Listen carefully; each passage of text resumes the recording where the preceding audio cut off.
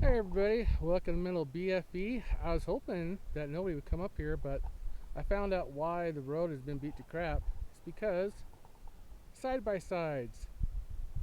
Side by sides beat the shit out of the roads. So, yeah, I mean, it's great to get in places, but if you have a truck and you want to come in after them, the roads are beat to crap and they suck. So, anyways, where are we today? We are at the remains of the Dry Creek Reservoir. Dry Creek Reservoir was built in 1909 and it took till like 1925 for them to finish it. So it's got a concrete, what's left of it, it's got a concrete face with earth backfill, and then it would have had a concrete face on the other side. And way down in the bottom there is some metal from the tunnels that used to go through where the water would go through um, as they were doing construction on this dam. So it is just below the confluence of two creeks up here in the valley. We got Idaho's fifth tallest mountain over here. I can't even say the name, I'd butcher it. And then if we go that way up and over some hills is Mount Bora. So about in 1936, we had our first domestic terrorist activity here where they tried to blow up the dam. They packed it with dynamite. The irrigators weren't getting they weren't getting water, and then the water was allocated for ranches and farms farther past Howe. So somebody came up here and tried to blow it up, but it only left like a 25-foot hole in it, which they were able to fill. And there was a tunnel, I'm assuming somewhere down at the bottom of the dam, that didn't get detonated. So the reservoir, it was dry at the time, didn't get blown up to where they couldn't fix it. So yeah, they kept going until 1956. And 1956, they it was a good spring year in June, I believe. Overfilled, I assume, or it was shoddy construction, and it burst. My dad worked for George Whitworth and Betty, and their son, who was 13 at the time, and his cousin were up here camping just below the face of the dam. And when it, burst open, it killed those two. There's very little documentation of it. So, in East Idaho, I think this is like the second most deadly dam for killing the people, but nobody even knows about it. So there was a segment in the 80s on TV on local news where they mentioned the dam breaking, but they didn't say that anybody died.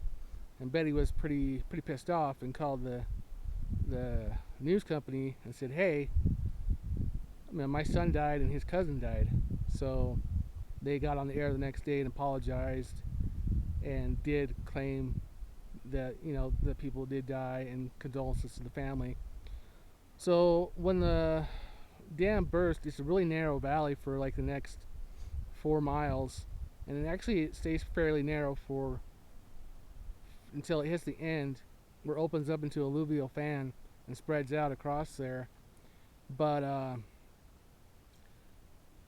but I'll show you places where there are still cottonwood trees packed up where rocks have caught them and nobody's touched them.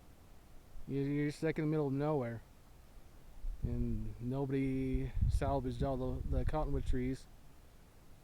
It took, they said, it took 3 days to find Whitworth's body. They found his cousin's body pretty fast, like within a few hours after the dam broke.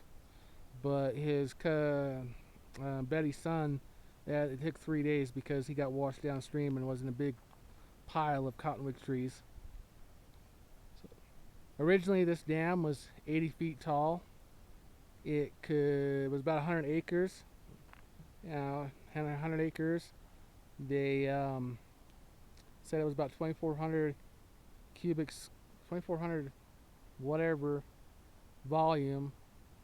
And you used to catch Dolly Varden up here exclusively. And then in 1951, while this was still a dam that was standing, the Fish and Game came in and they planted rainbows. But up until that time, there's nothing but Dolly Varden slash aka bull trout in here. So that's what we came up today. Came up today to go fishing. Hopefully get on the creek. There's a lot of willows, probably a lot of beaver dams. See if we can't catch Dolly Varden. It is a threatened species. Bull trout, Dolly Varden, same subspecies. Bull trout is considered a threatened species. You can't harvest and keep it. In the early 90s you could, but eventually they changed that so that you can't. Yeah. So like I said, I was surprised as hell to find side-by-sides. I knew better. I should have known better. They're everywhere anymore. And they just do so much damage to these roads. These roads are only so wide, you know. They're a 2-lane track, and these side-by-sides have narrower tires than a normal pickup truck.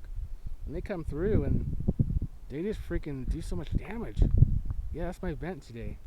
They really ripped up a part of the road that came up. And I know that it wasn't just normal trucks. So, anyways, my vent. This is Dry Creek. Thanks for watching. So please bear with me. The audio had to be ripped because the wind was just too atrocious and I couldn't save it. So as you can see, I'm looking at this pile of driftwood, and then I pan up to the gorge. That's the choke point for the water coming down the canyon. What you see in front of you is the remains of cottonwood trees. The cottonwood trees that were ripped up during the flooding. Now, as they came down and the water receded, they piled up behind this boulder, which I'll show here in a second. So it's just amazing that after 70 years that this pile of lumber is still here. But if you go down farther down the draw, you'll find more piles of lumber that are sitting up on top of edges of ravines. And I'm panning around here to show you that the water just came through and just stripped all of the topsoil away. There's nothing left but scab. And there are a few sagebrush trying to take root after 70 years.